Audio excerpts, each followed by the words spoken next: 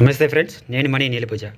Friends, ఈరోజు మన video Shri తాతయ్య గుంట గంగమ్మ తల్లి దేవస్థానం నందు జరిగినటువంటి పొంగళ్ళు ఎలా పెట్టుకుంటారు, పొంగల్ యొక్క చరిత్ర ఏమి, అంటే గంగమ్మ తల్లి యొక్క చరిత్ర ఏమి అనే అంశం మనం ఇప్పుడు విందాము.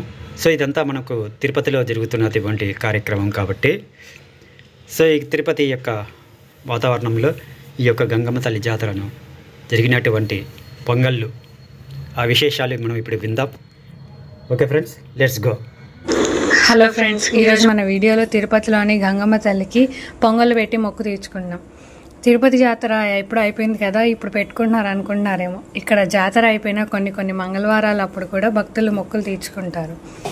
అసలు మన గంగమ్మ తల్లి జాతర గురించి నేను తెలుసుకున్న కొన్ని విషయాలు మీతో షేర్ చేసుకోవాలనుకుంటున్నాను. ఆంధ్రప్రదేశ్లో వివిధ ప్రాంతాల్లో జరిగే జాతరలో తిరుపతి గంగమ్మ జాతర చాలా విశేషమైనది. అన్ని గ్రామాలకు ఉన్నట్టే తిరుపతి గ్రామ దేవత శ్రీ తిరుపతి తాతయ్య గుంట గంగమ్మ.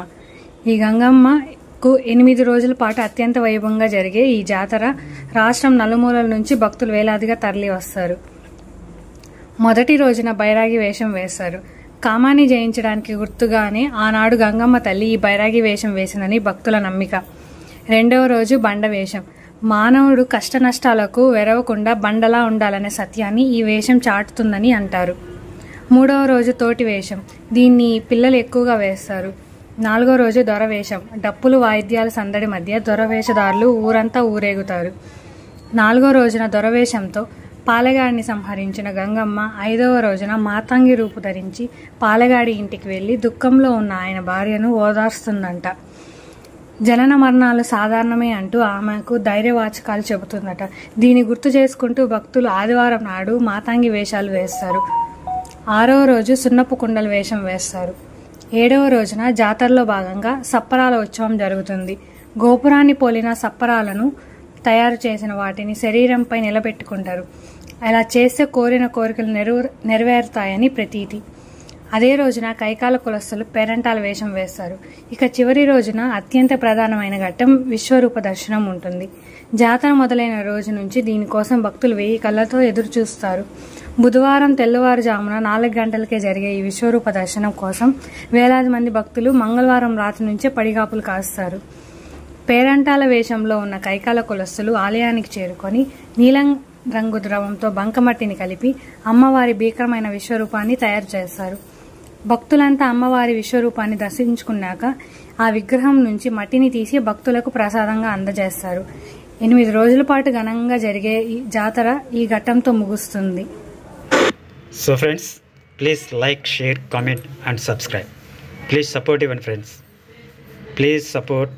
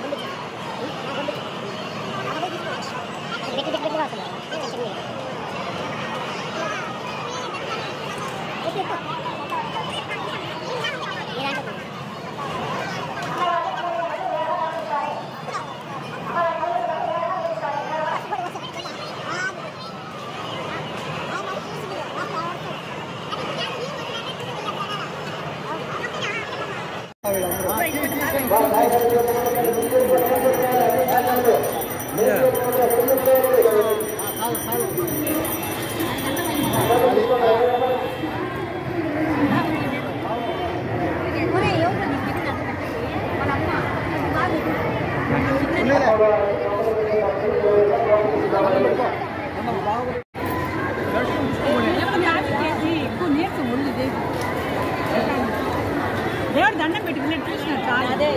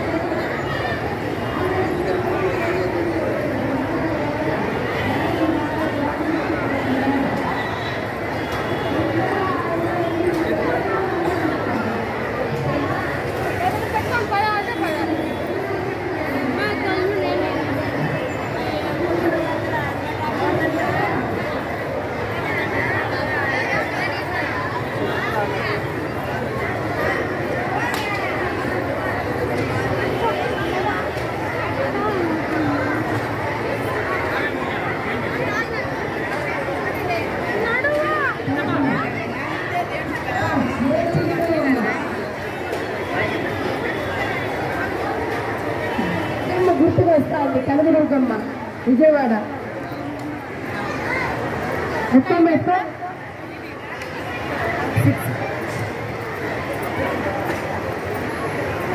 అరే ఏ సార్ యూట్యూబ్ ఏ సార్ ఎక్కడికి యూట్యూబ్లో పెడుతున్నారా అండి ఏ ఛానల్ ఇది అలాగే చూస్తున్నారా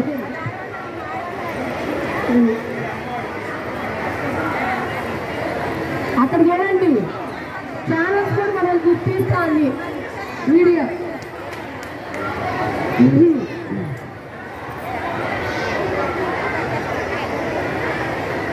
అబ్బా ఏం సంతోషం